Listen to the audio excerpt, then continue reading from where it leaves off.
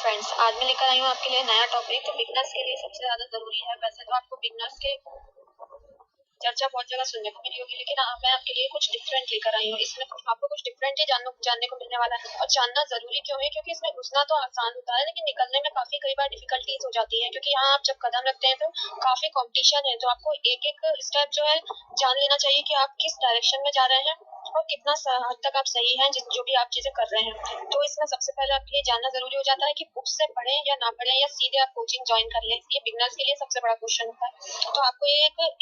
Authentic book जो आपको सारे फैक्ट्स को कवर अप करती है, जो कि आपके सिलेबस में पूरे कवर हो रहे हैं, तो आपको वो एक रखना बहुत जरूरी है और स्टार्टिंग उसी से करनी चाहिए। उसके बाद आपको टॉपिक का जितना भी सोर्स होता है उसके लिए आपको एक ही सोर्स पे डिपेंड करना चाहिए। तो टॉपिक के जितने भी फैक्ट है उसके लिए आपको एक ही सोर्स पर एक उसके लिए आपको टॉपिक के जो भी फैक्ट है तो उन फैक्ट को पहले तो बुक से कवर करना चाहिए। और जो अदर कुछ आ रहा है जो नहीं मिल पा रहा है, जैसे व्यापम में हुआ, जैसे जीके जी सबका एक ही बुक से कवर हो रहा है, फिर आप जब अदर देखते हैं कि उसमें पटवारी है तो उसमें पंचायती राज है, कुछ मैनेजमेंट है, ये जो कुछ नया ऐड हो रहा है उसके लिए आपको कुछ अलग से जरूरत पड़ रही है, तो आप मार्केट से या तो बुक ही ले सकते हैं या फिर उनको कुछ जल्दी फास्टली कवर करने के लिए उसको आप अपने किसी भी चैनल या फिर किसी भी क्लासेस में ज्वाइन कर सकते हैं, ऑफलाइन ऑनलाइन दोनों, जो भी आपको ठीक लगे और आपको सुविधाजनक हो। तो सबसे पहले आपका ये होना चाहिए कि आपकी खुद की स्टडी कितनी है। उसके बाद और ये वनडे एग्जाम के लिए मोस्ट इम्पोर्टेंट है कि आप कम से कम टॉपिक को पढ़ते तो चले, आपका कितना कवर हो रहा है, और फिर आप कुछ नया देखते हैं तब आप कोई भी ऑनलाइन क्लासेस ले सकते हैं, यूट्यूब पर कुछ भी देख सकते हैं नए फैक्ट कवर करने के लिए। लेकिन बेसिक आपका जो सिलेबस में दिया है और आपका एक बुक से हो रहा है, तो आप सबसे पहले इसको पढ़ना स्टार्ट कर दीजिए। और आप अभी ग्रेजुएट हुए या ग्रेजुएशन के साथ में कर रहे हैं तो आपके लिए ये सब चीजें जो आप पढ़ना स्टार्ट करते हैं तो आपके इंटरेस्ट वाले सब्जेक्ट से ही करिए, ताकि आपको पहले तो कॉन्फिडेंस आना शुरू हो जाता है। उसके बाद आपका जब समझ आने लगता है तो वो आपका सब्जेक्ट, वो टॉपिक भी आपका कवर हो जाता है धीरे धीरे करके से आप उस पर कुछ तो पकड़ बना ही लेते हैं। उसके बाद आपके लिए ये जानना जरूरी है कि आप डायरेक्ट किसी टेस्ट में नहीं घुस सकते हैं, क्योंकि हम बचपन से ही पढ़ रहे हैं। हमारा तरीका क्या होता था स्कूल से ही कि हम पहले पढ़ते थे, उसके बाद हमारे जो भी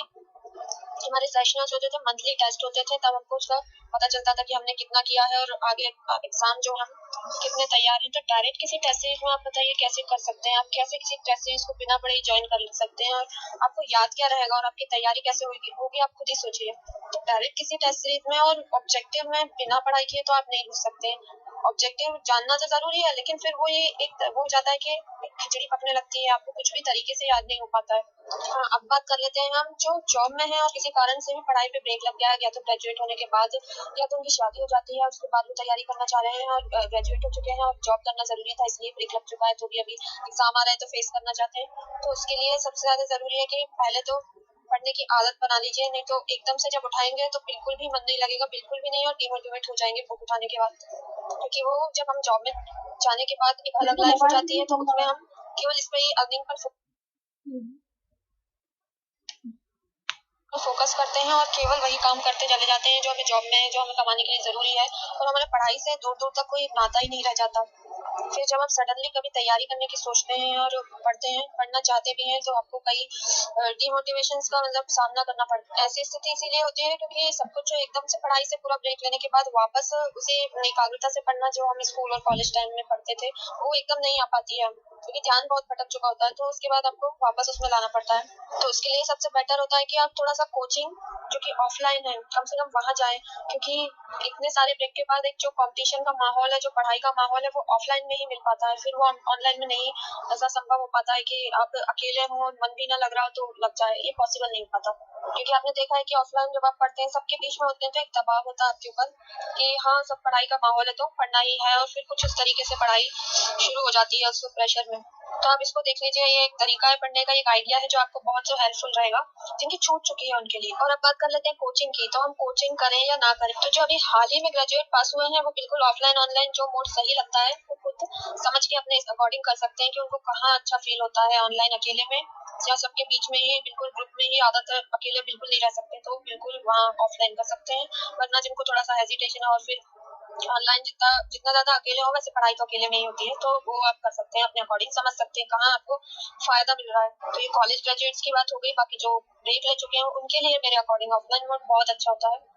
क्योंकि उसके बाद वापस आपको आना पड़ता है वो पढ़ाई वाले माहौल में, तो थोड़ा सा ब्रेक लेने के बाद वो बहुत अच्छा जरूरी हो जाता है कि आप कंपटीशन के लिए साथ में लोग हों। तो कोचिंग का ही आपको क्लियर हो गया होगा कि क्योंकि कोचिंग में आपको कुछ फैसिलिटीज तो मिल जाती हैं, बाकी पढ़ना तो आपको खुद ही पड़ता है, उसको आपको रिवीजन करना पड़ता है, पूरा कवर करना पड़ता है, फिर आपको उसको बार बार रिवीजन भी करना पड़ता है, फिर जाके आप टेस्ट लगाते हैं। तो आप देखते हैं कि आजकल तो सब चीज आपको बुक्स का पता है, बुक्स कौन सी है आप ये देख सकते हैं,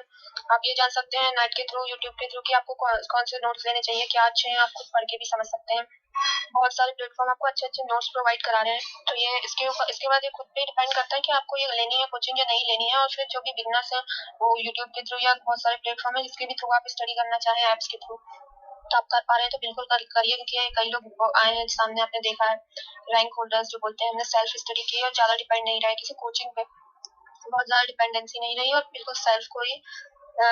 सेल्फ स्टडीज को इन्होंने माध्यम बनाया अपनी सफलता का। तो इन्फॉर्मेशन आपको ब्रीफ में प्रोवाइड कराई जाएगी हर बार कोई भी किसी भी नए टॉपिक पर, जो कि एसेंशियल है आपको समझाना बताना उसके बारे में, सारे पॉइंट समझाना। तो उसके लिए मैं लेकर आऊंगी सारी वीडियो एक एक करके। तो आप चैनल को लाइक करें, सब्सक्राइब करें और शेयर जरूर करें। कमेंट में बताते रहें कि आपको क्या जानकारी चाहिए और कौन सा टॉपिक है जो बार बार आपको परेशान कर रहा है। तो थैंक यू, लेकर आऊंगी नेक्स्ट वीडियो।